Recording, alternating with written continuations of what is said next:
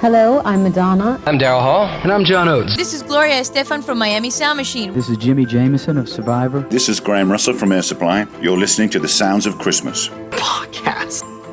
Hi, I'm Ken Kessler, and welcome to the Sounds of Christmas podcast. If you're new to this podcast, I want to start by saying thanks for joining us.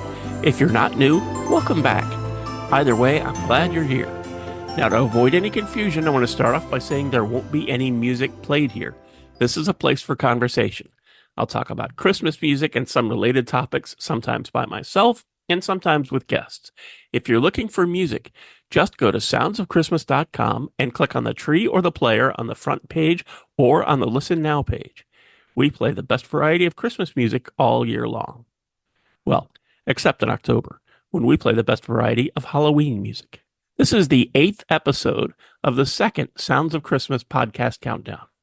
Through the end of the month, I'll be reposting previous episodes, the top 10 most listened to and most downloaded. So yes, it's a rerun. In fact, it's technically the 8th of 10 days of reruns, all leading up to the new season of the Sounds of Christmas station on November 1st, and at least one brand new podcast right here. But I wanted to make sure that was clear up front. You may have already listened to this episode, and I'm not really adding anything new to it. So if you don't want to hear it again, you should stop listening now. Still here? Well, I tried. Number 3 will shock you. Number 3. The third most listened to and most downloaded episode of the Sounds of Christmas podcast was number 2 last year. It was originally released on September 1st, 2022. For this episode, I welcomed back Gerry D from the Totally Rad Christmas podcast and Scott from the Holly Jolly Xmasu podcast to talk about a couple of top Christmas song lists that really seemed to miss the mark. Those lists were all about 80s Christmas songs, and they seemed to be compiled by people who didn't really listen to either 80s music or Christmas music, let alone 80s Christmas music. So we each came up with our own list of what we thought were the top Christmas songs from the 1980s. As you can probably imagine, I get a lot of Christmas lists sent to me. There are lots of music blogs and magazines online, and there are many more sites that are somewhere in between being a music blog and a magazine. Some are professional, some are by fans, and you can't always tell which is which. Lots of these places post top 10 music lists under lots of different topics, and despite what they may say, none of them are definitive. Nearly all of them are, to one extent or another, driven by the writer's opinion. This all is a preface to the conversation I'm going to have today with Gerry D from the Totally Rad Christmas podcast and Scott from the Holly Jolly Xmasu podcast. Thank you both for joining me today. Yeah, thanks for having us. Yeah, glad to be here. Now, we're here to talk about a particular list from one of those sites today, and I've decided not to say the name of the site for a couple of reasons. First, I don't want for this to just be a nasty review of their work, especially when they aren't here to defend themselves. And second, I honestly don't know if they're for real or if it's just some friends with a hobby. The list I want to talk about is certainly the result of opinion, but the issue I had with it is more than just opinion. In fact, I sent the list to both of you when I first came upon it in early August, and I think that you had similar reactions to what I had, didn't you? Oh, totally. Yeah. There was a lot. There was like, what? Why would you pick that one? Mm-hmm. Now, the list that I'm talking about is called the Top 10 Christmas Songs from the 80s. This is not based on airplay or sales. It's simply preference.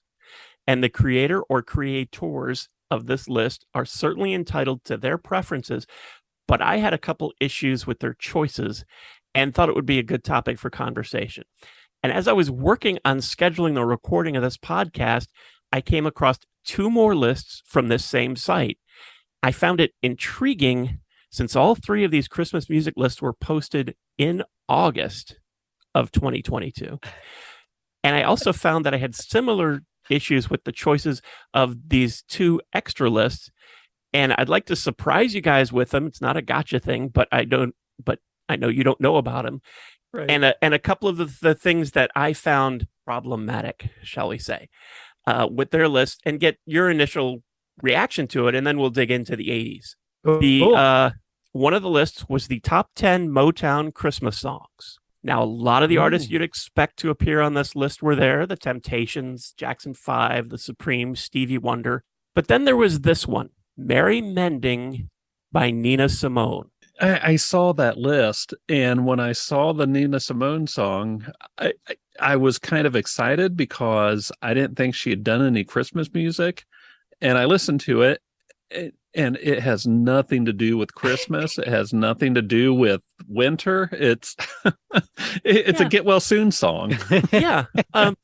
Gerry, do you know this song at all? No, this is one I don't think I know. And I love Nina Simone, but I don't think I actually have heard this particular one. That's interesting that they would put it on their list. I wonder if they just saw the title and were like, I need another Christmas song, but that's not by Stevie or Yeah. the Well, usuals.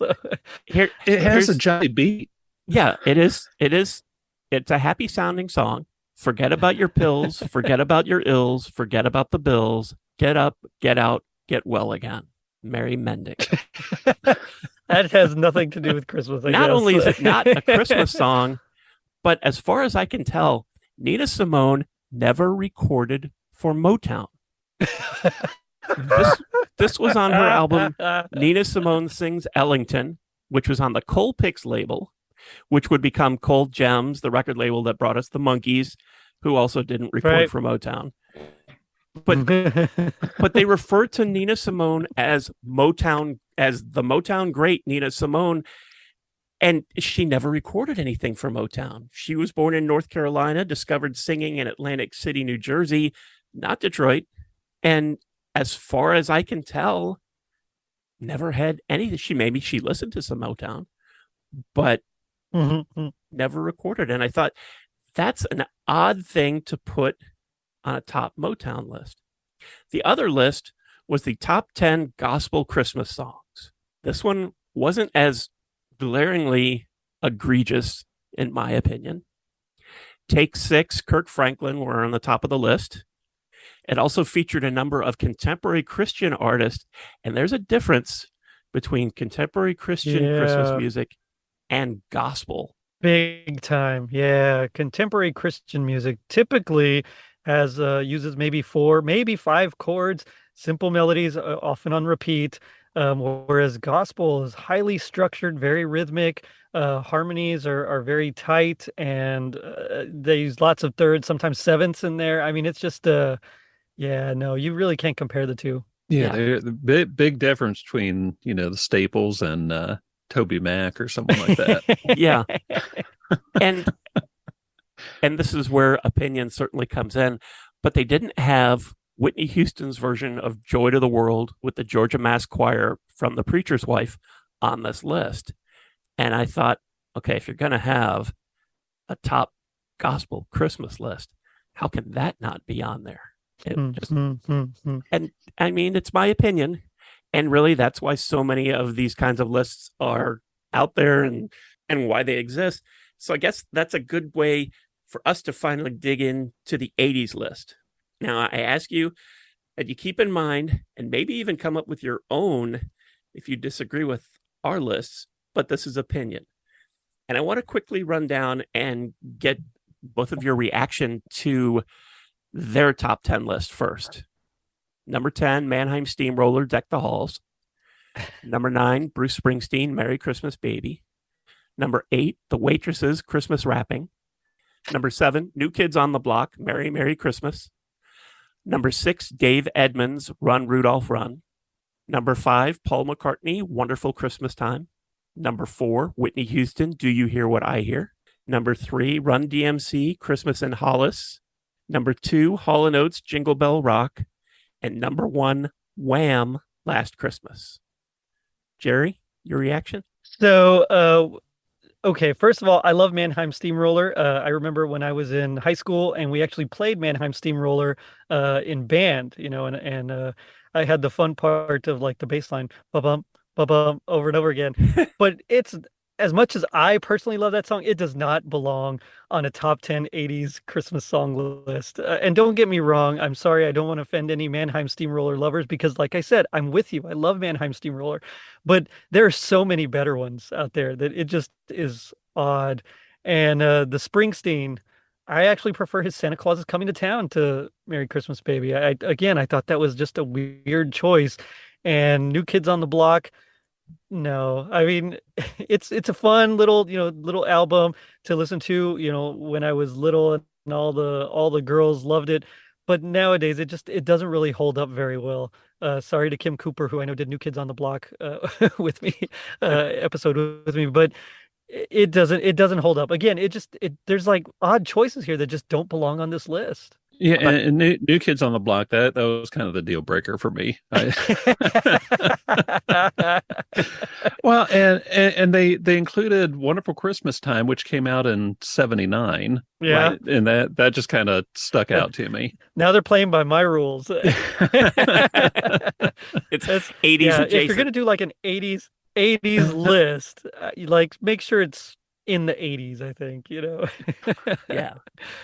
But yeah. Well, my issues with this list, first was the Paul McCartney thing, came out for Christmas 1979. The other Right. thing was that 3 of the songs out of this top 10 all come from the very special Christmas album, the first one.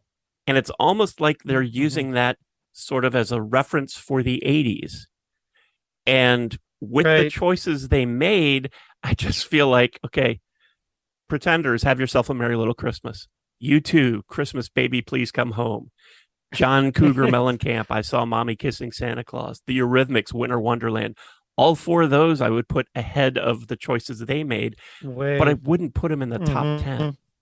Yeah, I feel like I think you're right. I think that's exactly what they did. I think they just started with that album, said, "Oh, I recognize that name. I recognize that name," and just started Googling like what other Christmas 80s things were there, and just started picking and choosing. It's almost like they hadn't heard all of them because there's like some really fantastic stuff out there that people unfortunately don't know about. But at the same time, it does feel very much like you just Googled 80s Christmas songs and they found artists that they recognized and put them on the list. It felt like that to me. I was concerned that I was just being a Christmas music snob. I run the Sounds of Christmas station for a very long time, and Christmas music is something that it's my thing. And I just feel like if you're going to make a list like this, and there's no real, when they made this list, they put like a short paragraph about each one, but there's no evidence that either that they lived through the 80s and remember this, which I'm pretty sure that they didn't, or that they really knew what they were talking about, especially for Paul McCartney, where they talk about how it just, all the instrumentation and everything just reeks of the 80s, because the truth is it reeks of the 70s. Yeah. But yeah, it's definitely pre-80s. Well, I had asked both of you to come up with your list, and I came up with mine, and I'd like to kind of go around, each of us do our number 10, number 9, and so on, and see how different our lists are from this list, and what we each have to say to pick on each other about our choices. I'm all for good-natured ribbing, so that's okay. Hey, well, Gerry, since the 80s is sort of your domain, why don't you kick things off with your number 10? All right, so this one is I'd heard it, I remember hearing it growing up, but only a couple of times, and then I'd completely forgotten about it. And then I rediscovered it a couple of years ago as I was again doing research for my podcast, and it's "We Three Kings" by Book of Love. I actually really enjoy this one. It's super 80s, the synths, the way that they use the tremolo on certain of their longest ba ba ba bum bum ba, and right there they start to trill it a little bit with you can tell the little keyboard tremolo wheel. And then it's a fun, weird synth pop version of "We Three Kings," which is a song that doesn't get a ton of play nowadays. So I was really grateful to hear it. And some people might consider it more of a song for the Epiphany, January 6th. But I think it's both. I think it's a Christmas song, and I really dig it. Book of Love sends season's greetings. Oh, yeah. Okay. Scott, you're number 10? This is one of the songs that that I picked that's in common with what they had. It's a song that for years I hated, but it's grown on me. And I actually went with Last Christmas by Wham. Arguably, it's one of the biggest Christmas songs to come out of the 80s. So I had to give it, at least some attention just because of how big it is. Definitely not my favorite, but I did think it deserved a mention. Yeah, that's a song that has grown on me as well. I look at it almost as like the Die Hard of Christmas music, because it's a song that has nothing to do with Christmas, but it takes place at Christmas. Yeah, I agree. Yeah. Yeah, well, and it's one of those, there's a handful of songs that you hear several times an hour if you listen to the local radio station around Christmas time. That's one of them. And for years, I would not listen to it because it had just been overplayed so much. But I've softened on it, so I figured it was worth mentioning it. And I'm right there with you. Spoiler alert, it might be coming up later for me. But yeah, I same thing. I didn't want to. I was like, this song again. And now it's like, you know what? This is a fun song. I'll listen to it all the time. Well, it's I'm sure I'll pay for this later by likening these two songs. But it's a little bit like Jingle Bells, because Jingle Bells isn't really a Christmas song, but we're so used to hearing it at Christmas time that it evokes that nostalgia, that sentiment of the holidays. And I think we're getting to the point where Last Christmas does the same thing. Mm-hmm. Yeah, I think you're right. Yeah. For my number 10, I cheated and had a tie. I pared this down. It's okay. It's your show. You can, if you want to, you can. That's true. I can have 2 or 3 songs for each one, but that's right. I had pared my list down again and again and again, and I ended up with 11 songs. Actually, that's a lie too, but we'll just start and pretend that there's only 11 right now, and then I'll explain later. But I couldn't get rid of either of these, so I thought I'll keep them both in. So at number 10, I've got the Fabulous Thunderbirds' Rockin' Winter Wonderland and Foghat, All I Want for Christmas Is You. I feel like the Fabulous Thunderbirds, they were a big thing in the 80s, and poof, they're gone. They're still out there and they're still doing stuff, but they put out, they were on this compilation, An Austin Rhythm and Blues Christmas, and they had this song and one other one, and it's largely instrumental of Winter Wonderland, but it's just really fun, and it's got that R&B rockin' kind of thing to it, and it's a Christmas party. Yeah. The Foghat song is just a good rock Christmas song, and it's All I Want for Christmas Is You. It's not Mariah's song. It's not Vince Vance's song either. It's their own thing, and if you have your own radio station, make sure that you listen to it before you play it, because there's a couple versions and one of them has some words that you might not want to broadcast. So be careful of that. But I just love the feel of it, and I just think it's a great rockin' Christmas song. Yeah. I really like the Fabulous Thunderbirds, but I agree, they were like there for a bit and then they just weren't. Yeah. And I don't know the history all of it. I never deep dived into them because I like their stuff, but I was never like, a super fan, so I don't really know the history. But same thing, it was just all of a sudden they weren't there anymore. It was like, oh yeah, I remember them. Yeah, well, because they were so big for a short time, and then they played at a local bar a few years ago, and I was like, holy cow, I had not thought of them in decades, and here they are playing 5 minutes up the road from me. Nice. And they've continued to put out music. If you use, I was going to say Spotify, if you use whatever streaming service, you can check them out. If you remember the Fabulous Thunderbirds, or you think it's a cool name and you want to hear them, it's great Texas R&B rock and roll. It's a lot of fun what they do. So there's my pitch for them, unpaid. But if you're in the Fabulous Thunderbirds and you think that was cool and you want to send me a little something, that's fine. Gerry, number 9. Yeah, I'm sure you wouldn't mind if they sent you a little something. So my number 9, okay, this is from a movie that I thought was so awesome when I saw it in the theaters. When I have gone back since, it's odd. It's like really two movies kind of smashed together into one. It's from 1985's Santa Claus the movie. This is Sheena Easton sing "It's Christmas All Over the World." I remember seeing this in the theater. I loved it. The song was so catchy. I was kind of heartbroken that I didn't hear it more on the radio at Christmas time. And it's just one that I have to listen to every year. I almost did pick one of the other songs sung, it's not even really a song, but Making Toys from, Hmm. with lyrics by Leslie Burkus. But instead, I went with this one. I think it's just, it's fun. It's a cool song. And just as soon as she says, it's Christmas all over oh man, yeah, I feel the chills every time. I love that song too. It's on my list a little higher up. Yeah. Oh, nice. Okay, I don't feel so bad then. Scott? I went with one that up until a few years ago, virtually nobody had ever heard of. Shopping by Joseph Washington Jr. He was a guy who I forget which city. He put out an album on a little private label press, and it's one that was kind of like legendary among Christmas collectors for years. And then Numero Uno put it out a few years back, and it is just a fantastic album. Honestly, when you listen to it, it sounds like each song he went in there and he had his band and they just kind of jammed while he made up lyrics.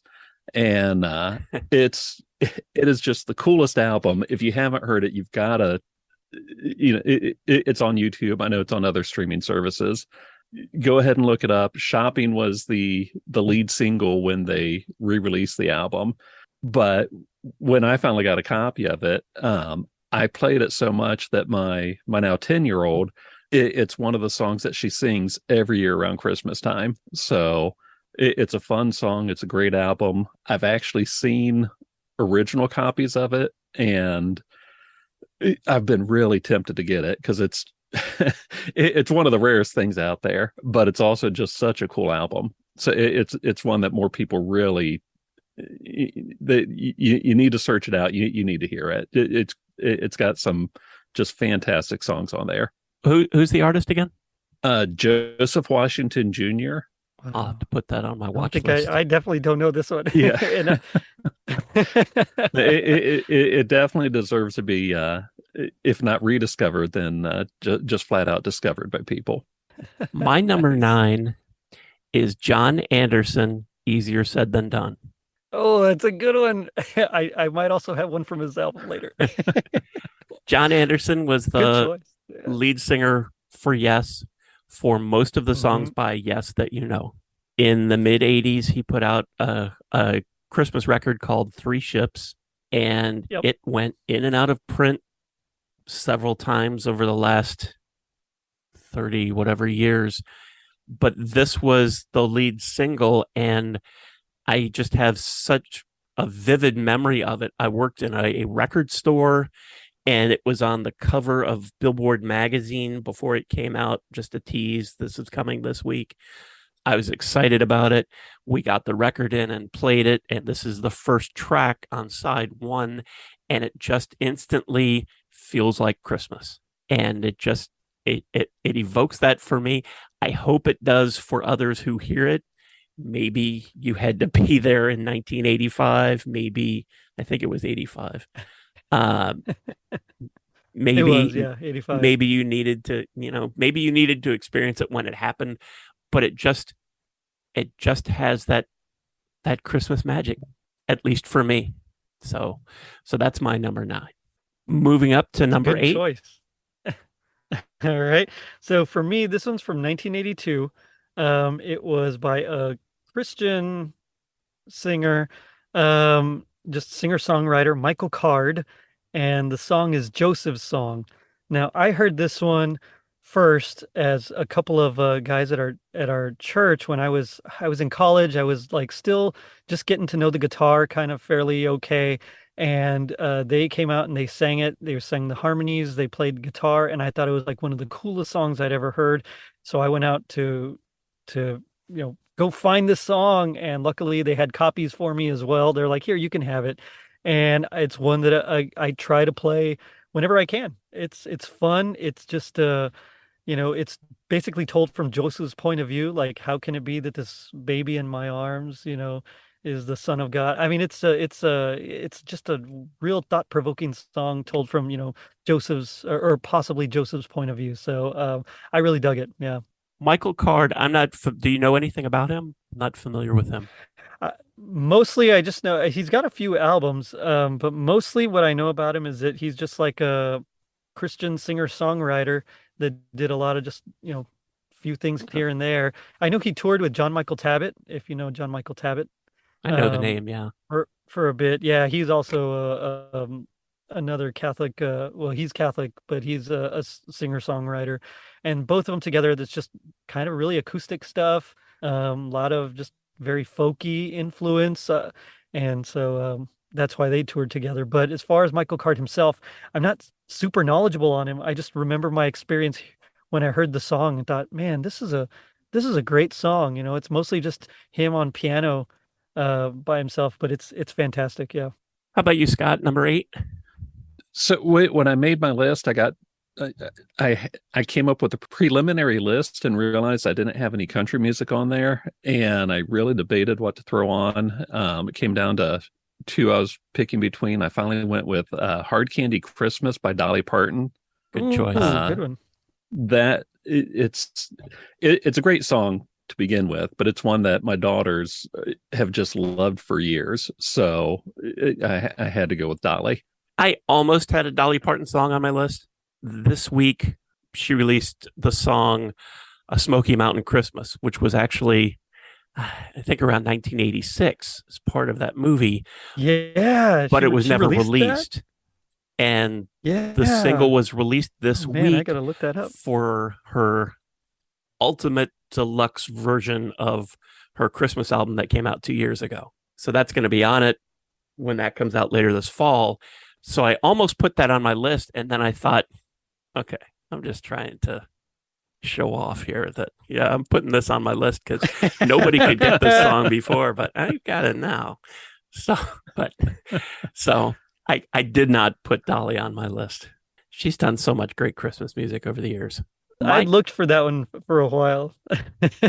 Yeah, you couldn't even find lousy versions that people had recorded off the VHS tape or something. It was really, I was kind of excited when I saw that this was not only going to be on this upcoming album, but that she released it now. So it's already out there, and not a lot of Christmas music gets released in August. So that was kind of exciting. No. My number 8 is a duet, Leon Redbone and Dr. John, Frosty the Snowman. Yeah, that's a very good one. fun, cool New Orleans romp through the song that everybody knows. And it was just, it makes me laugh every time I see Elf and Leon is the snowman, and I always think back to this song. I might be mentioning it later. It's a great one. It's so I was saying this one was really hard because I had a really difficult time choosing and paring it down, like I'm sure you did too. And so it's on my list of honorable mentions. It's like somewhere 11 through 20. I just not quite for me up in the top 10, but that's a great song, especially when Dr. John comes in with his raspy voice. And, yeah, it's just great. Number 7, Jerry. So this one, I actually, I kind of, I guess, agreed with one of the songs from their list. I went with Jingle Bell Rock by Hall & Oates. I've always been a huge Hall & Oates fan. I got to see them in concert when they were touring with Chicago, and it was pouring down rain. I was like just where the covered area of the pavilion ends. So I was poured on. I put my cap way down low and put my collar up and just kind of shivered as I jammed out to I Can't Go For That. But this song just reminds me of like all the reasons why I love Hall & Oates. It's Hall's smooth vocals, Oates' guitar, just everything about it is so fun. It's upbeat. I think I actually, as much as I like the original, I think I actually prefer it to the original. and I know that might be a heresy, but it's just I just really dig Hall and Oates and their style, and it's because it's still that 50s kind of style, but with a little bit of I don't know 80s late 70s funk added to it. So I really kind of dig this particular version. Yeah, and I think I might mention that later too. Nice. Okay, good. I Again, think I don't for feel so for bad. a lot of people, especially anybody who grew up in the 80s, I think that's the definitive version of Jingle Bell Rock for a lot of people. It was in the Yeah. early days of MTV, so a lot of us saw that video. A lot of us had the 45, which was really cool because Daryl Hall sang on one side and John Oates sang on the flip side, and it was Yeah. really neat. And it does, like you said, it captures the energy of the original, but it's for the time it was a modern take on it, and it was Hall and Oates, and I think it's a great choice. Scott, number 7. I went with Winter Wonderland by the Eurythmics. Another great one. Yeah, and that's one of those that back in the late 90s, early 2000s around here, the program manager at our station that at one point was starting Christmas music October 1st, she played the heck out of Winter Wonderland. And it became, probably the one song from the very special Christmas album, other than one I'll mention later, that was, it just became that's the one song on the album that I most identify with. So I had to include that one. Well, and it's what's cool about that version is that the keyboards, they start to do almost like a Flight of the Bumblebee type, riff where they go chromatically down, to try to emulate that wind blowing, and it really does feel like winter. Mm-hmm. Yeah, well, and I was so hoping that Annie Lennox's Christmas album would have been a little more like this song than it turned out, but not a bad album, but I was still hoping for something more along these lines. My number 7 is Mavis Staples' Christmas Vacation. Oh, that's in my honorable mention. It's so good. I had a hard time not picking it. I That's had a good one. Yeah. I looked at this and I was like, and I'm over analyzing it. Like, well, what are the rules? Because there was no single, there was no soundtrack for the Christmas Vacation movie. So to get the song, you would have had to wait for the VHS to come out and record it. And if you and there's 2 versions in the movie. There's at the beginning that has all the sound effects of the animated Santa falling down the chimney, getting electrocuted, all those things. Or you'd have to wait for the credits. Otherwise, that you didn't get it. So it wasn't a single and it wasn't on an album. And I wasn't sure that I could include it because it didn't really get released until later. And it's funny. I tried to do my own record label about 12, 13 years ago. And it was just Christmas music. And I was putting out a comp and I was trying to get this song because it wasn't out there. You couldn't stream it, couldn't find it. And it was a song that was recorded on Prince's Paisley Park label. And at the time, late 80s, he was having a problem with people he didn't trust getting in and out of the vault. So he just locked everything up. And Christmas Vacation was one of those songs. And I couldn't get it. And it's not like I could just call Prince. I wish I could have. That would have been really cool. I'm just not that cool to be able to have done that. That would have been super cool. Yeah. Yeah. Let me call Prince and I'll iron this out. Yeah. I couldn't do that. For real, so I couldn't get to it. But it's just a song that the movie's one of my family's favorites. And it's just a song that makes me smile. And it's Christmas time. And I think it has that effect for many people. So mainly it has that effect for me. That's why I picked it. Funny thing is, later when they actually did release the soundtrack, there was actually very little music from the special or from the movie on the soundtrack. In fact, one of them was from a completely different movie. I don't even remember what movie it's from, but it's not Angelo Badalamenti's score. And then a lot of it is just clips from the movie. Like there's very Yeah. little actual music on the soundtrack. It's the strangest thing. Not a lot of people know this, but there was the soundtrack that you're referring to was a 10th anniversary thing that was supposedly made in a limited number for some theme park that was tied to Warner Brothers, but it was but it wasn't. It was just a really well produced mass bootleg that went all over the place in such huge numbers that people thought it was the real thing. And the piece of music you're referring to was actually, I think, from Home Alone 2 that somehow got slapped on this thing. Could have been, yeah. And and you're right, there were clips. It was a weird thing. There were clips from the movie. Yeah. It was just just one of those weird Christmas things. Now, see, I actually included Lindsey Buckingham's Holiday Road on one of my Christmas compilations. Yeah, I throw it whenever on my 80s Christmas playlist. I throw that on there too. That's another one of those that I go back and forth on because is it a Christmas song? Yeah, it's not like at all, but it's so connected closely with National Lampoon, Chevy Chase's character, the Griswolds, that it's like, you could make the argument, but no, it's really not. No, but I throw it on there too, Scott. but it's a fun song, and it's about going on a holiday, and yeah. So I totally get that. Number 6, Gerry. So for me, it's The Greatest Gift of All by Dolly and Kenny.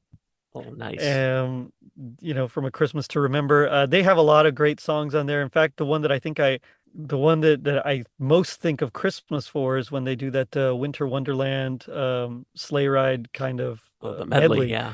Right. But this one, I love the content just so much, knowing you're in love with me is the greatest gift of all. It's sweet. It reminds me every time I see it of the special the TV special that they came out with that was linked to the album to promote it. It's a strange thing. If you've never seen it, you feel like you have to just once.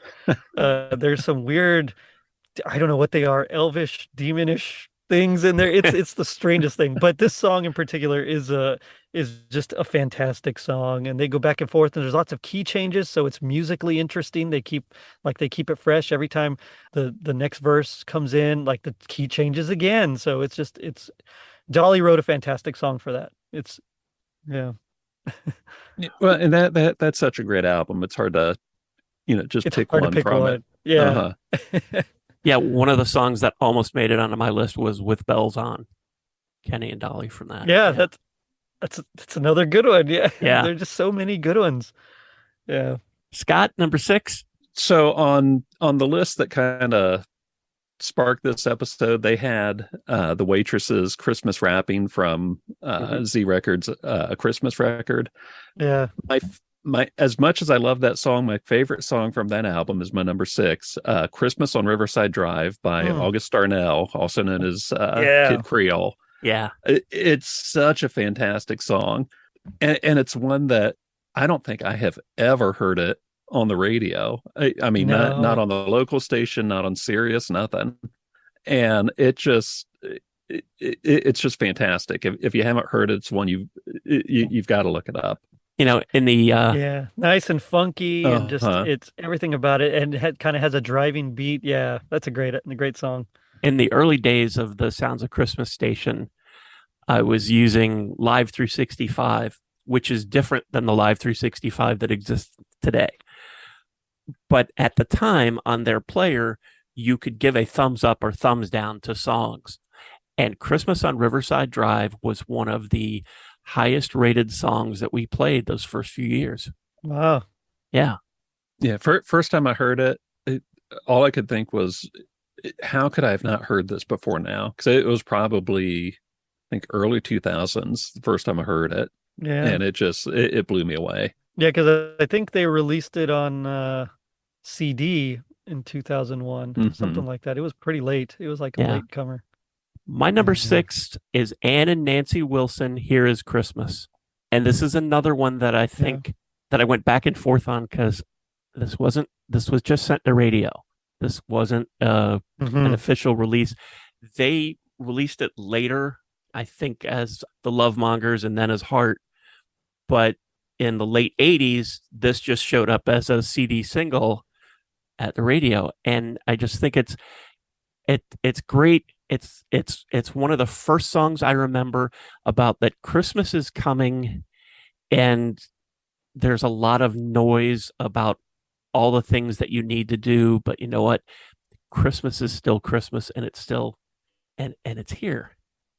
And it's just, over the shopping mall and the traffic and everything else, it's just a reminder that it's still Christmas. And I love their voices. It was just a great original song. I can't believe it wasn't a hit. That's a thread I don't want to pull at because that's another show. But I just I think it's a terrific Christmas song, and I play the heck out of it. I play all of these a lot. It's my list. It's a nice, my opinion, like triple meter. I saw that article. To write a successful Christmas song nowadays, it's got to be in 4. It's got to be in the key of C. There's like all these different things. But what I like about that one is that it's in a nice, like, 6/8, just kind of this triple meter, just lilting. And there's a lot of classic Christmas songs or Christmas hymns and carols that are in 6/8.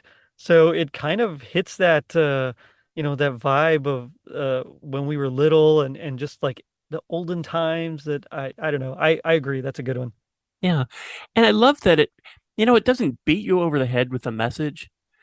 It's just, you know what? I know it's busy. I know it's hard. I know that things are crazy right now, but you know what? It's Christmas. It's just that simple without being preachy, without telling you what to do or anything. It's just, just remember you're looking for a parking space, but remember it's Christmas. Number 5, Gerry. All right. So mine is Little Drummer Boy by Joan Jett. Nice. So, and I actually had to just defend this on an episode I did recently, but I've always I like this song. It's fun. I remember hearing it, and it's just what's interesting about it is that it's the typical, Little Drummer Boy, but it's got the palm muted guitar, so it's a little bit heavy, so that kind of satisfies some of my more rock sensibilities. But there's this cool section. It's like an interlude, and then at the end again, where they go from the tonic, which is we're in the key of C, so they go from the 1 chord to a flat 7 major chord, so like a B flat. It's not in the key. It's just like a typical thing that you hear in like rock and blues songs, and so it just adds a little extra. Like, oh, that's interesting. And then they add a suspension above it. They suspend the 4th, so it's not, there's like no thirds in there. It's just, again, it's like this little bit of interest that they add. And so to me, that plus the fact that the drummer actually gets to do like some fills and fun stuff, it just I actually really enjoy this song. And I thought it was odd that it was really only included on like a first pressing, when they released it in December, and then they took it off in later pressings, replaced it with a different song. When I heard I Love Rock and Roll, Joan Jett's version, on our local rock station, and I went out and I bought that album, and I'm listening to it, and then all of a sudden there's Little Drummer Boy in the middle of this rock album. It's like, what? Yeah, and I was like, wow, there's a little bit of buried treasure here. I had no idea this was coming up. This is so cool. And you're right, and it disappeared. They pulled it off that. I don't remember if they replaced it or if they just took it away. They did replace it. I don't recall off the top of my head what they replaced it with, but nowadays, of course, you can get both. Yeah. Like whenever they do the the streaming or the digital releases, it's both. But yeah, they did replace it with another song. I can't for the life of me remember what it was. Scott, your number 5. My number 5, Frosty the Snowman by Leon Redbone and Dr. John. This is the first one on my list that is I mean, on top of how great the song is, this is the first one that is specifically on there because of MTV. I mean, Nice. how great is it that it's the song that got Leon Redbone regular airtime on MTV? Uh-huh. So just for that reason alone, it deserves to be in the top 10. Yeah. I remember when that CD arrived at the radio station and there was a little sticker on the front of it. Leon Redbone and Dr. John sing Frosty the Snowman. And I thought, no way. That just sounds amazing. I couldn't wait to hear it. Right?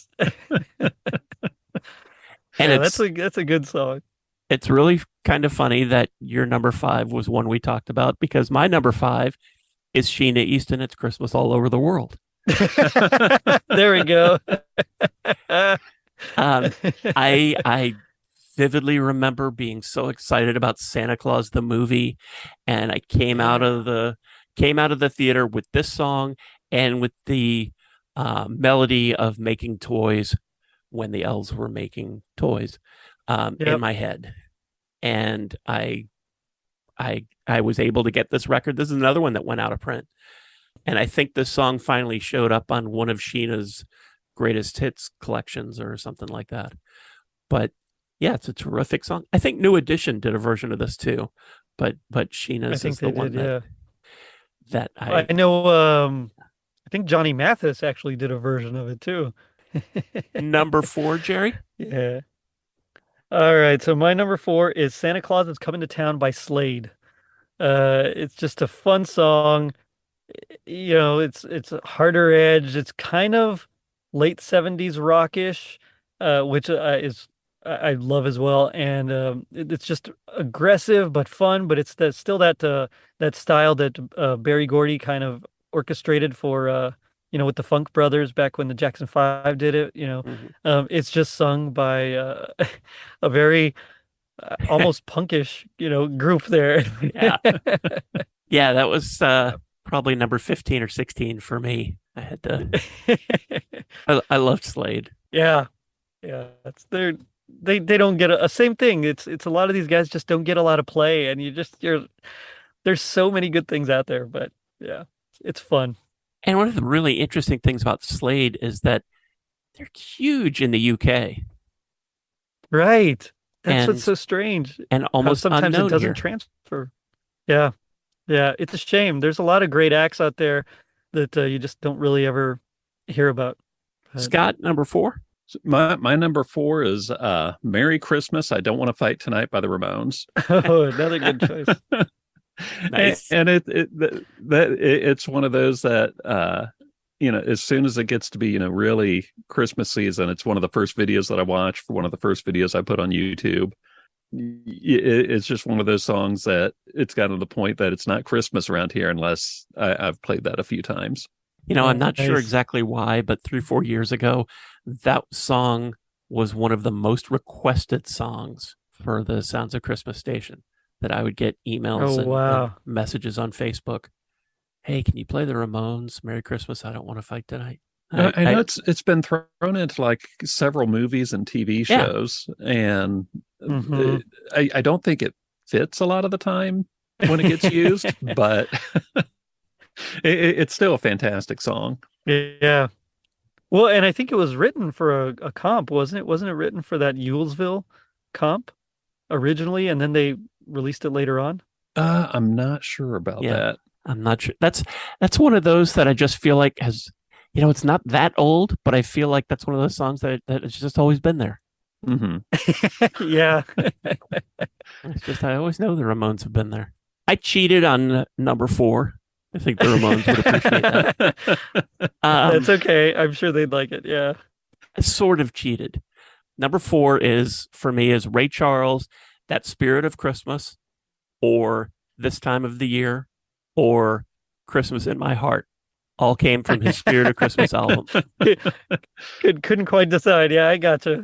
It's such a great album, and most people just know they play Rudolph on the radio, Ray Charles version of Rudolph, and they play the song that I think it was That Spirit of Christmas that was in Christmas Vacation when Chevy Chase was watching the movies up in the attic. The home movies, yeah. Yeah, But Christmas 59. and there's lots of great covers that Ray does on this, but these three just really stand out for me. And I couldn't pick which one. And I thought, well, you know what? Sue me. I'm going to put them all in there. So See, so and all I those, always forget that came out in the 80s. Anytime I think of that album, I'm thinking it's like something he put out in the 60s, and it 60s, just, yeah, for sure. I mean, it's got such a fantastic classic sound to it. yeah, it really does. And I sort of feel like that almost disqualifies it from being on a top 10 Right? Christmas Mhm. songs of the 80s because it doesn't sound like the 80s. But Well, and that's actually why I didn't pick, because there's some really fantastic country albums from the Christmas from the 80s, but I didn't pick any of them because to me they don't really sound 80s, but at the same time of course they're from the 80s, so you can pick them, and that's kind of how I feel. Like that is it's just a phenomenal album, but you're right, it does kind of sound like more classic. It does sound definitely much more 60s. yeah. Yeah, in fact, I was so surprised that it was an 80s album. I just don't remember I don't remember it being on my radar when it came out in the 80s. And then later when I rediscovered it, that you listen to it and you feel like, well, this is just classic Ray Charles. What? It came out when? In the 80s? Really? Yeah. Yeah. Number Oh, 3, man. Jerry. All right, so this is it's not really, but it's kind of a cheat. So I loved the movie Scrooged, and one of the songs found on the soundtrack is actually from the 70s, but it was re-recorded for this album. It was Christmas Must Be Tonight by Robbie Robertson, originally recorded by the band, but I love this version so much better. It's like it drives. There's like a backbeat rather than just, the drum playing on, 1, 2, 3, just on Yeah. beat 3. Now there's actually a backbeat on 2 and 4. And it's just, I don't know. I really like this song. Son of a Carpenter, Mary followed the light. Now, see, the original is one of my favorite songs ever. Nice. I love the band. They're, one of my top probably 2 or 3 bands of all time. So, yeah, I anything from the band I can listen to just nonstop. That's cool. Yeah. I loved the band's version of that when that came out, and I was really surprised when I got the Scrooge soundtrack and saw that it was on there because I didn't remember it in the movie. No, I don't. In fact, I don't even think they actually play it in the movie. It's one of those, just throw a bunch of songs on, Yeah. call it a soundtrack, and yeah. I thought they shot a scene where he passes Robbie Robertson and some people playing music on the street, but I think it got cut from the final version of the movie. Could be, because I know there's Miles Davis and Paul Schaefer and all those cats. Yeah. But I don't think Robbie Robertson was part of that. He could have been. I don't recall. But I wonder if they played it during the credits. They might have played it during the credits. But anyway, I remember loving the movie so much I wanted to get the soundtrack, and when I did, I heard this song and I was like, yeah, I like this song. This is a great song. Scott, number 3. So I actually agree with a couple of the songs and placements of the other list. So my number 3 is Christmas in Hollis by Run DMC, which is the same number 3 on that list. Not only does it come from, Very Special Christmas, but it's also from one of the best Christmas movies of the 80s.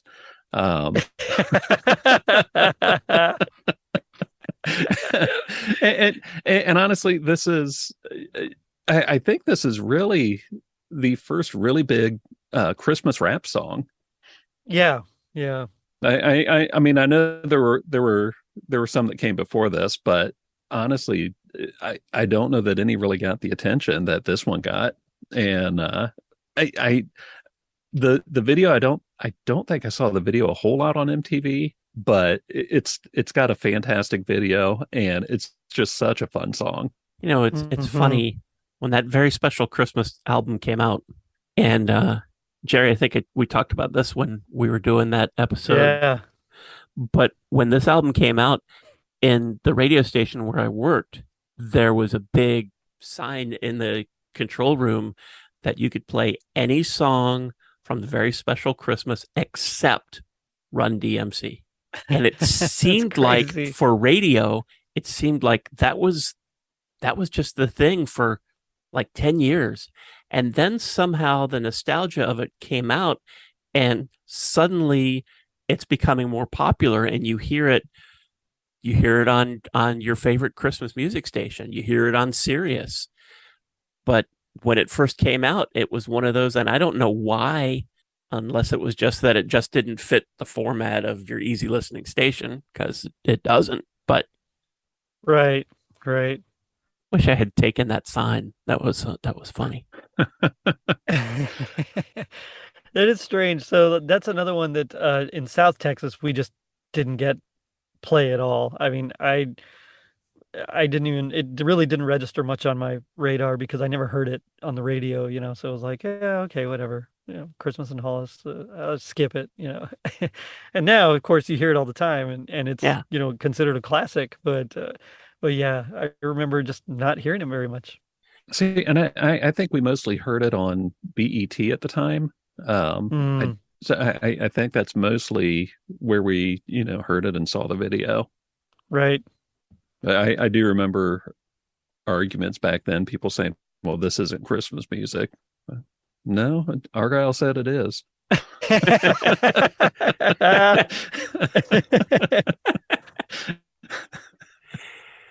My number 3 is Christmas Every Day by the Temptations. And this is a song that was also recorded by Smokey Robinson and the Miracles. And I Smokey. actually prefer their Yeah. version, but I think their version was in the 70s, so I had to stick with the 80s. And they're both Motown. I'm not Right. sure how it is that they each recorded this. I think it's a Smokey Robinson song, but it's just a very fun, and there's nothing about it that really says 80s. It does feel more like a 70s song, but it's just something fun and Christmassy about it, and especially Yeah. when you hear the guy on bass, Christmas Every Day. I just love it. Yeah. I remember I was in college, and I remember it was after class, and I went to the mall, and they had the local record store, the CD places and stuff in the mall, and I just remember digging through music and finding like this Motown Christmas album, and I thought, oh man, I love Christmas. And this was like, had to be like in March or April. I was like, man, I wish it was Christmas now. So I went ahead and picked it up, and I remember, hearing the song, and I really did just love that song. It's a great song. It's so catchy, baby, I'm in love with you, and if you love me too, it could be Christmas every day. I mean, Yeah. yeah, that's cool. That's a nice lyric.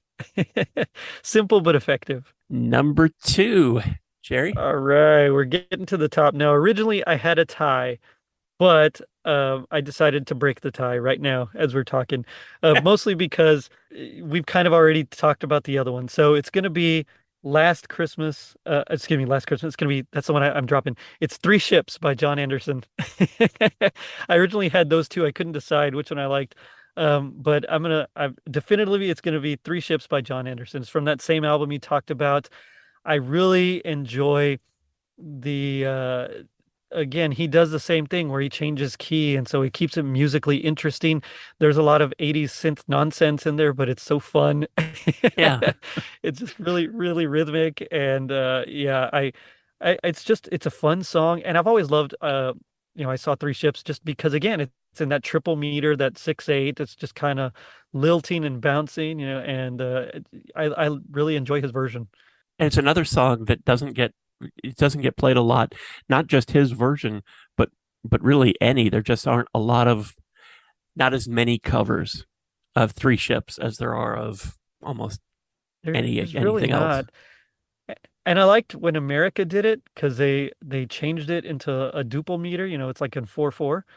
So again, I thought that kept it musically interesting. But at the same time, even that version nobody hears. So it's Yeah. yeah. But I really enjoyed John Anderson. His voice is amazing back when he sang, with Yes. And so I've always dug him as a musician. And so when he released this, I was like, yeah, I'm all in. And another thing about that song versus a lot of the songs that we've mentioned, that sounds like the 80s when you hear that. Totally. Absolutely. Scott, how about your number 2? I went with Jingle Bell Rock by Hall & Oates. Yeah. I saw them with Tears for Fears. Okay, cool.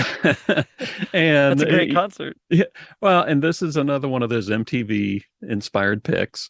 I can't think of anything else MTV played more around Christmas than their video.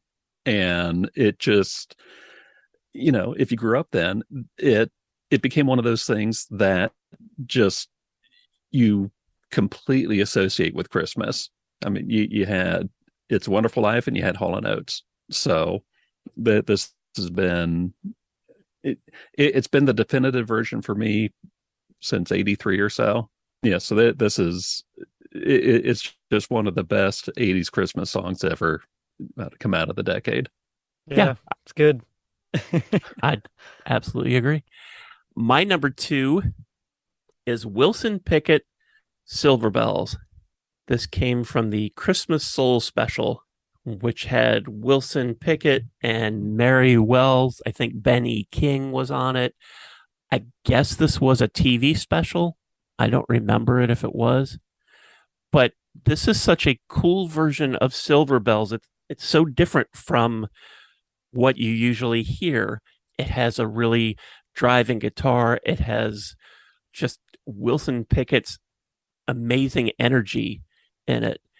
And it really completely remakes the song into a Wilson Pickett song. And it's just one of those songs that gets me in the spirit every time, no matter what time of year it is. I hear Wilson Pickett Silver Bells and I am there. It just has that for me. I don't know if either of you are familiar with this one. I don't think I've ever really heard anybody listening. I don't think I have either. Yeah, that's interesting. Is that what did you say it was from? It's from a comp called Christmas Soul Special. Okay, no, I don't know. I'll have to look that up. Because I know there was a Motown Christmas special in the 80s that's also very interesting to watch. I have no idea if this. I don't remember it if it was a TV special. I don't have. Gotcha. I don't remember. I just remember the album and that it was really cool and that I knew most of the names on there, and this, especially this version of he has another one. I think he did Jingle Bells on there also, but this one just was one of those rare songs that but it's also unlike anything you've heard before. Yeah. It's one of those you're listening to and you go, why do I know all the words to this song? And then it just hits you. Oh, because Wilson Pickett took Silver Bells into the shop and made it a Wilson Pickett song. Nice. All right. We're at the top of the list.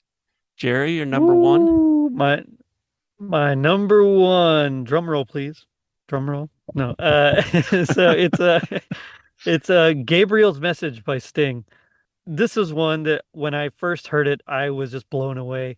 I remember just like, how could someone make music like that? Because there's all the different parts. It's almost like a madrigal in a weird way, but it's also got like the synth underneath it, very lightly, just kind of doing the just eighth notes, and so that, and then just the layering upon layering of the vocals, and just everything about Sting. I mean, you can tell there's like a ton of reverb in there. He's trying to make it sound like he's in a concert hall. I really, really enjoyed this. And so this was actually, I think, a B-side on a single from his Russians album. And then they put it on a very special Christmas. And it was, I've loved it ever since. And then Jars of Clay tried to redo it and it wasn't quite as good. It's still a great arrangement because it's Sting's arrangement, but it just wasn't quite as good. So not the super 80s here. It's just, I gotta pick it as my favorite of the decade. Yeah, that's fair. I remember when that album came out and I knew Sting was on it. I was really excited. Loved The Police. Loved his Dream of the Blue Turtles album. It was very jazzy, departure from the rock stuff he did with The Police. So I didn't know what to expect, and that's not what I was expecting. Certainly, No. And I don't mean that in a bad way. It's just completely different from anything that I knew of Sting up to that point. Right. Just wasn't prepared for it, and it does really stand out on that album. It does. It doesn't really sound like anything else on it. Yeah. Yeah. Scott, your number one? My all-time favorite 80s Christmas song is Christmas is the Time to Say I Love You by Billy Squier. Yeah. Nice. Good choice. On top of it being a great song, it was the first MTV Christmas video. It's the first album I listen to every Christmas is John Denver and the Muppets. The first video I watch is Billy Squier. I mean, Nice. Oddly, that's one of the few contemporary rock Christmas songs that we would hear around here back in the 80s. Didn't hear it a lot, but it at least got some airplay. Yeah, so that's one that it's been one of my favorites ever since I first heard it. So I had to go with that in the top spot. Yeah, Okay. yeah, that's a good one. I'm going to show just how old I am. Because when that song came out, we used to, when I say we, old people like me, would be waiting at our stereos with a cassette in the player and our fingers on the record button. And when your song came on, you would hit record, and then you'd have the song you wanted. And I remember waiting for that to come on, and there's just a little bit of audience. You hear that applause just before he starts to sing. So I would just be waiting for my rock station to play that, and I'd hear applause, and I'd hit record, and then it would be Santa Claus is Coming to Town again. Springsteen. Like, oh, come on. I had 9 copies Oh, of this. no, fooled you. Yeah. Well, But and the worst part of doing that was if you had the DJ who would talk over the end of the song. Oh, Yeah. I hated that. Yeah. Trying to record a song and it just ruins it all. Mhm. All right, my number one. I found this song in a record shop in the Christmas 45s one year, 82 or 83. Never heard of this band, but I was buying Christmas music, and so I bought this single, and I just love it. It's Christmas is Coming by the Payolas. And judging by the silence, neither of you know that song. I think I've got a download of that. I can't think of it at the moment, though. I'm pretty sure I have it, though. I gotta They say, quickly- that's a new one to me. Yeah. I wore this record out, and I didn't know anything about the band, but I was instantly a fan. They put out one more album after this where they were known as Paul Hyde and the Payolas. And then I think they all went their separate ways, which really bummed me out, because I was like, come on, I just discovered you guys.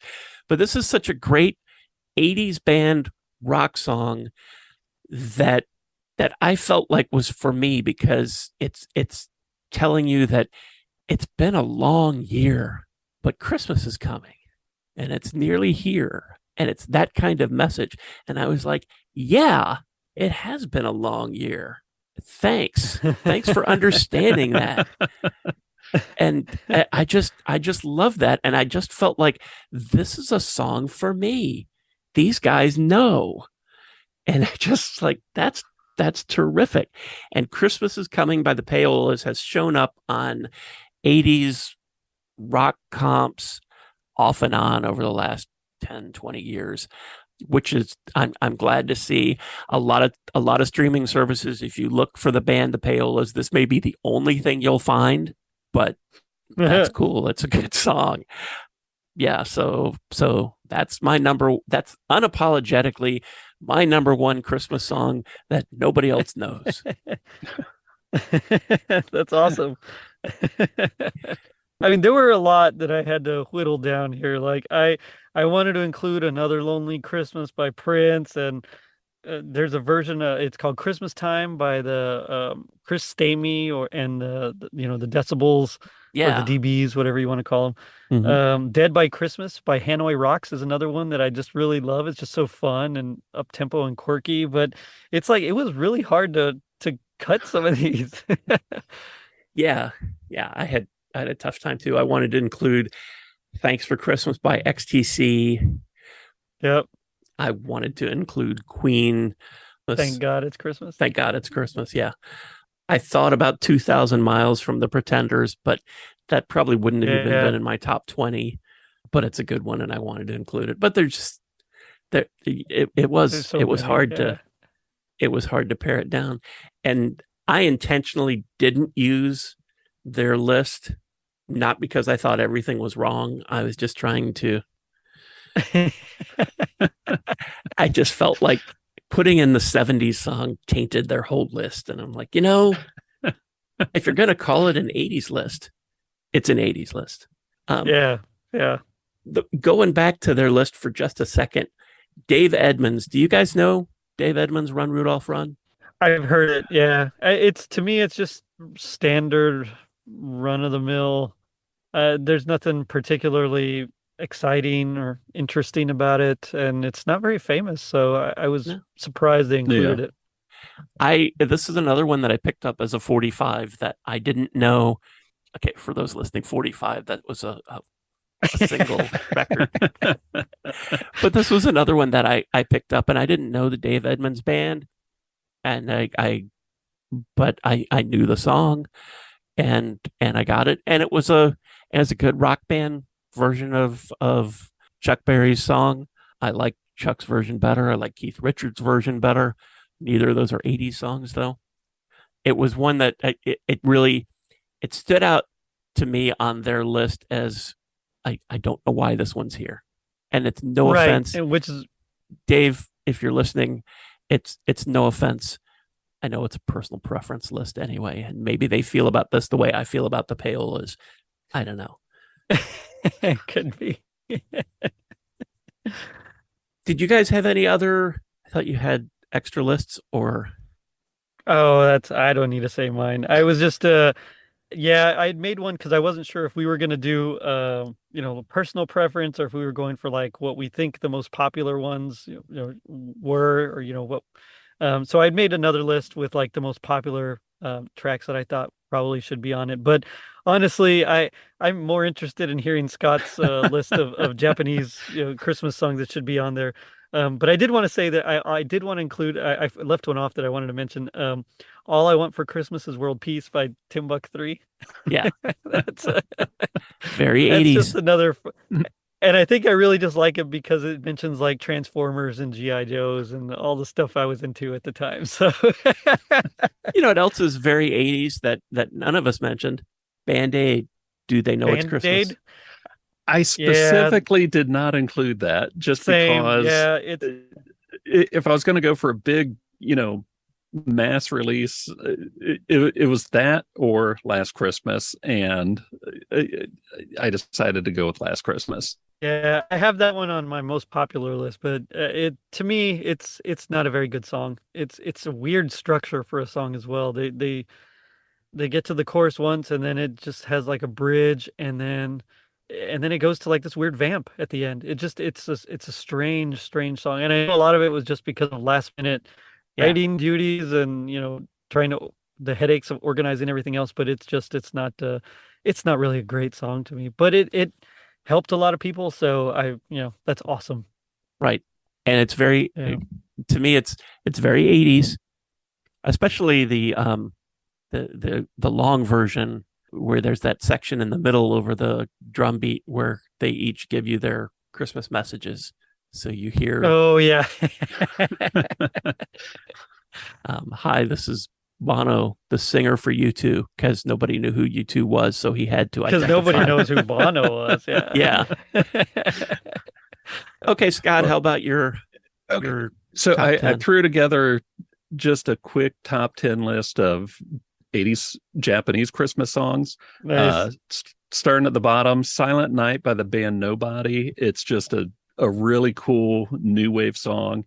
9, Christmas in the Air by Size from the Winter Lounge compilation. Another fun song. I Want to Give You a Wonderful Christmas Present by Akiko Kobayashi at number 8.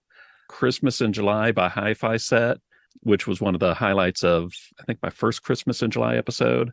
December 24th by Riko Kurahashi at number 6. which if you look up any city pop Christmas playlists on YouTube, that's probably going to be like one of the top 3 songs in the list. Special Delivery by Maria Takeuchi at number 5, which is one of my favorite Japanese Christmas songs. Number 4, Pearl White Eve by Seiko Matsuda, which it was one of the bigger Japanese Christmas hits. And then the top 3 are 3 of the biggest Japanese Christmas songs. 3, Merry Christmas and Summer by the Kawada Band. Number 2, Koibito ga Santa Claus, or My Lover is Santa Claus by Yumi Matsutoya. And then, of course, number 1, the absolute biggest Japanese Christmas song, Christmas Eve by Tatsuro Yamashita. Came out in 1983. Didn't do much until 1989 when they used it for a Japan Rail commercial. And it's become just one of the biggest songs in Japan since then. It's essentially the Japanese White Christmas. So, Oh, wow. I believe most of these you can find on YouTube if you're interested in hearing them. That was going to be my question. Yeah, I've covered. covered. I've covered several of them. There's a few I've not gotten to yet, but at some point I plan on. I plan on several decade-specific episodes where I just pick singles and songs from various albums to just throw together for a themed episode. Nice. So sooner or later, I'll be covering all of these. So people who are listening to this are probably thinking, hey, those 2 guys are really smart and they sound great. How can I find their podcasts?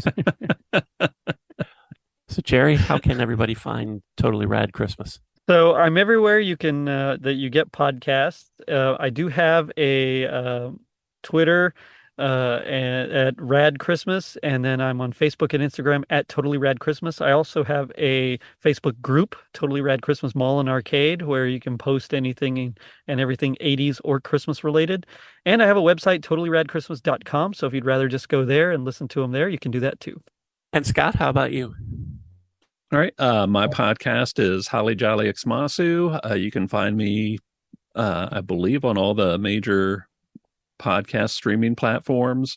I'm also on Facebook, Instagram, and Twitter. So just look me up. I post links to my episodes and then various pictures of various albums from my personal collection. So if you're interested in finding some music that you won't hear anywhere else, you can listen to my podcast and check out my various social media feeds.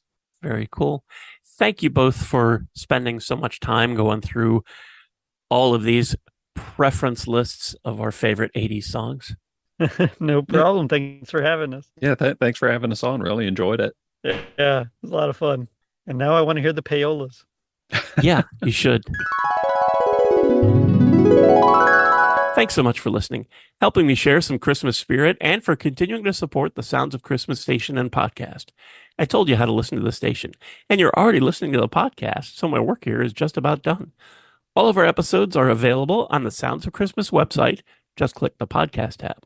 And we also have a Linktree page that lists most, if not all, of the sites that stream the Sounds of Christmas podcast. So you can scroll down and find your favorite and click on over, then subscribe so you'll never miss another episode. If you have comments or suggestions on this episode, previous episodes, or the Sounds of Christmas station, feel free to reach out to me on social media or through the website. If you're listening to this episode on your phone, you can also click the Send Us a Text Message link and connect that way. Thanks again. And may you always believe in Santa Claus.